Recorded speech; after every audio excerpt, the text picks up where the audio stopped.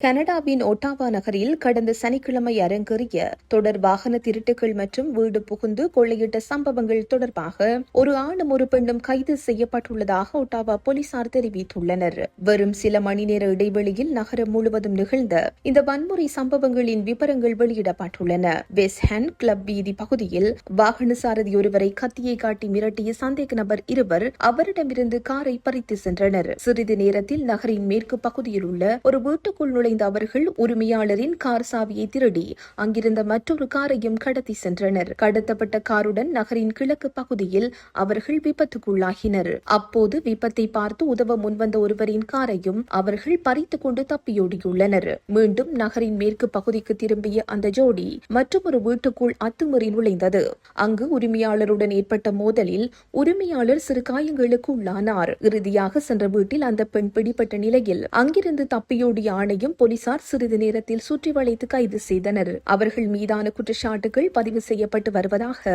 போலீசார் தெரிவித்துள்ளனர். இந்த சம்பவங்கள் தொடர்பான மேலதிக விசாரணைகளை ஒட்டாவா போலீஸ் கொள்ளை தடுப்பு பிரிவு முன்னெடுத்து வருகிறது. இதுகுறித்து ஏதேனும் தகவல் தெரிந்தவர்கள் போலீசாருக்கு அறிவிக்குமாறு கோரப்பட்டுள்ளது.